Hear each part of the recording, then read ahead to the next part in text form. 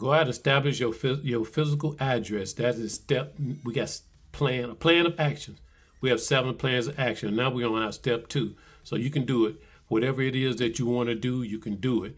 Now go ahead. Let's stop procrastinating. Get on up and go ahead and get our physical address established. Now you got your CDL license. You got a job. Step plan of action number 1 is getting a job. You got a job. So you're about to go out, and you're going to be gone for a period of weeks or up to a month. So what are we going to do with our mail? We need a mailing address. Now we don't have a physical, we don't have a place, an actual place that we stand, because we're saving money. That is our goal.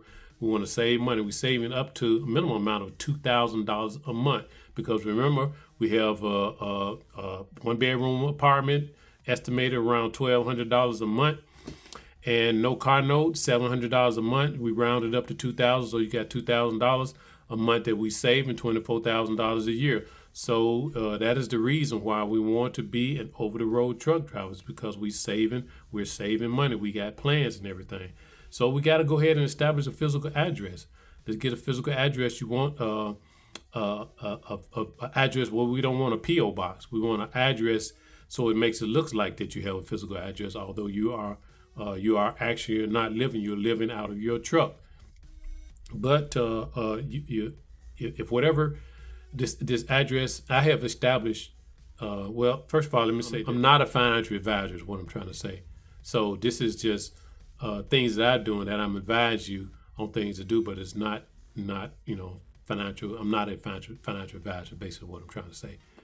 So, but what I have done, I went out and got an address. I established an address. I have my personal address for my personal mail, and I have an address for my business. So we're going to talk about business later, but you want to go ahead and establish an address for your personal, because although you may have been staying at home, or if you got a apartment or place that you're staying, my recommendation is to get rid of that.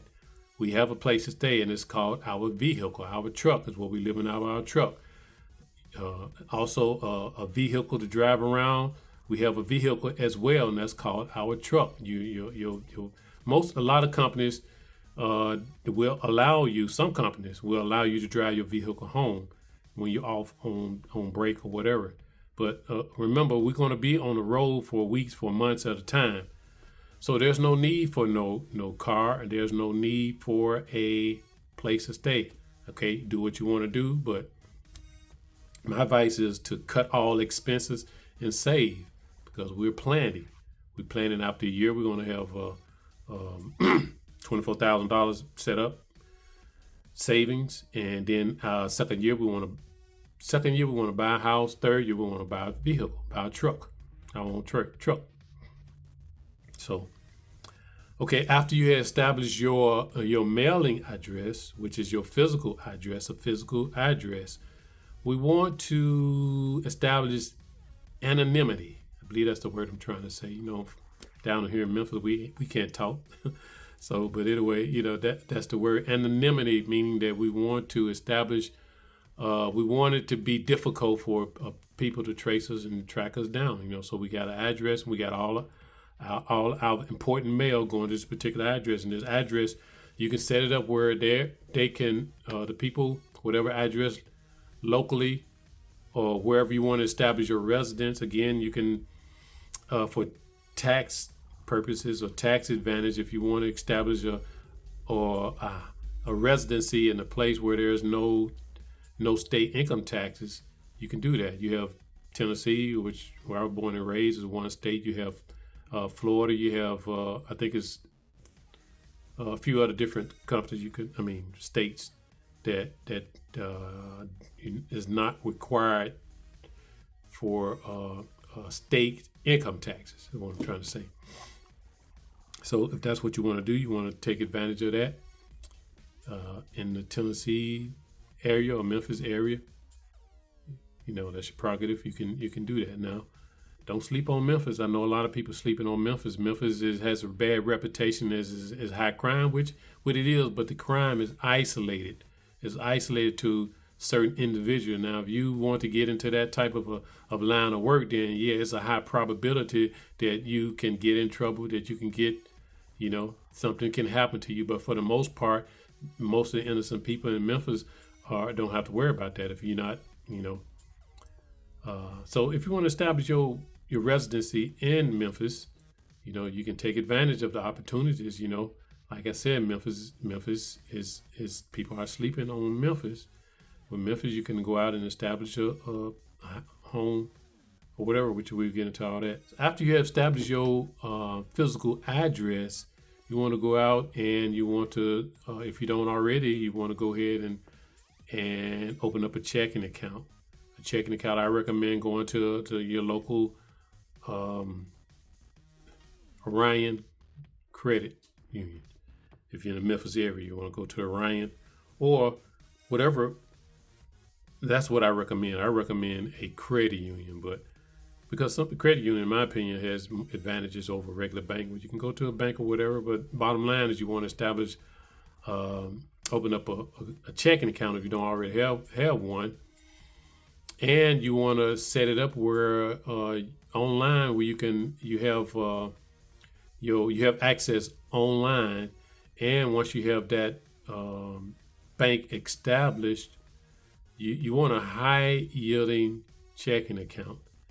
And once you get that done, you can go to your company and to the ER and tell them that this is your address, your mailing address, because you want all your important mail information going to this particular address here. So, and you want to, I recommend that you get a high yielding checking account. Regular checking account is not going to yield anything, but or even a savings account.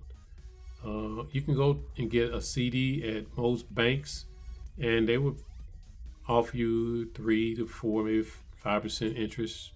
But your money would be locked down into this account. What I would do is I would go out and get to a brokerage account like Webull or